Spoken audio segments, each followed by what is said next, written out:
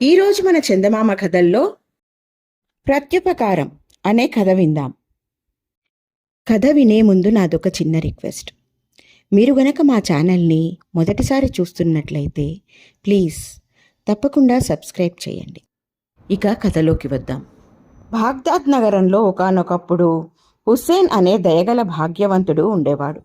ఉన్నంతలో దాన ధర్మాలు చేయడమే కాక తనకు ఉపకారం చేసిన వారందరికీ తప్పకుండా ప్రత్యుపకారం కూడా చేసేవాడు. ఒకసారి హుస్సేన్ వ్యాపారం పని మీద పొరుగురు వెళ్ళి తిరిగి వస్తుండగా దారిలో దొంగలు అతన్ని కొట్టి ఉన్నది ఊడ్చుకునిపోయారు. ఆ తర్వాత ఆ దారినే పోతున్న హసన్, రఫీ అనే ఇద్దరు యువకులు అతన్ని చూసి సపర్యలు చేసి స్పృహ తెప్పించి హుస్సేన్ను ఇంటిదాకా చేర్చారు. మీరు నా ప్రాణాలు కాపాడారు. అల్లాయే మిమ్మల్ని పంపి ఉంటాడు. మిమ్మల్ని సత్కరించడం నా బాధ్యత. నా దుకాణంలోని మీకు నచ్చిన వస్తువును తీసుకొని నచ్చిన ధర ఇవ్వండి అన్నాడు హుస్సేన్.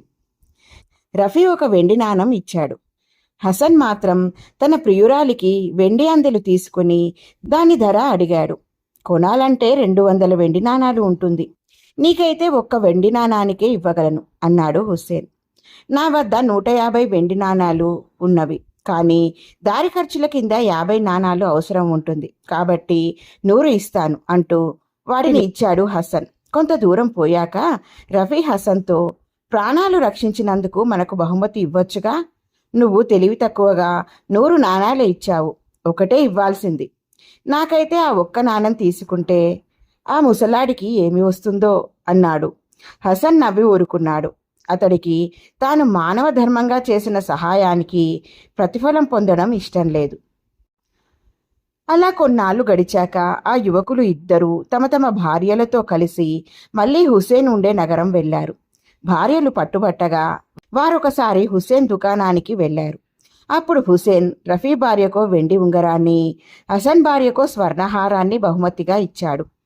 రఫీ భార్య ముఖం వివర్ణమైపోయింది. ఈ విధంగా బహుమతులివ్వడం నన్ను అవమానించడానికే కదా అన్నాడు రఫీ. హుస్సేన్ నవ్వి, ఇందులో అవమానం ఏముంది? నేను నాదేమీ మీకు ఇవ్వలేదు, మీదే మీకు ఇచ్చాను. నాకు ఉపకారం చేసిన వాళ్లకు నేను ప్రత్యుపకారం చేసే పద్ధతిదే. నేను మీకు బహుమతిగా ఇచ్చిన వస్తువులకు ధర కట్టాను. మీరు ఇచ్చిన డబ్బును మీ తరఫున పెట్టుబడిగా నా వ్యాపారంలో వినియోగించాను. 10 సంవత్సరాలలోగా మీరు రాకపోతే మీ ఇంటికే డబ్బు పంపించి ఉండేవాణ్ణి. ఈలోగానే మనం కలుసుకున్నాం, కాబట్టి ఇప్పుడే మీ వాటా మీకు ఇచ్చేశాను అన్నాడు. రఫీ తెల్లబోయాడు. అప్పుడు తాను అత్యాశకు పోయి కొన్ని 100 నాణాలు విలువ చేసే లోటాకు ఒక్క నాణం ఇచ్చాడు. హుస్సేన్ లాగా తాను 100 నాణాలు ఇచ్చి ఉంటే ఇప్పుడు తనకు 10,000 విలువ చేసే స్వర్ణహారం వచ్చేది. తన దగ్గర ఉంటే అంత తక్కువ కాలంలో ఆ నాణాల విలువ అంతగా పెరగదు కదా. అంతగా పెరగదు కూడా.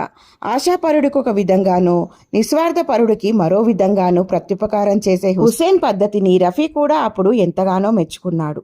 ఆ తర్వాత నుండి అతడు కూడా హసన్ లాగే ఫలాపేక్ష లేకుండా ఇతరులకు సహాయపడడం ప్రారంభించాడు. ఇలా ఉంది ఫ్రెండ్స్ ఈ కథ. బాగుంది కదూ? నచ్చిందా? అయితే లైక్ చేయండి. మీ బంధువులకు, స్నేహితులకు ఈ కథలను షేర్ చేయండి. మరిన్ని మంచి మంచి కథల కోసం మా ఛానల్ను తప్పకుండా సబ్స్క్రైబ్ చేయండి. మరొక మంచి కథతో మళ్ళీ కలుద్దాం. ఉంటాను మరి.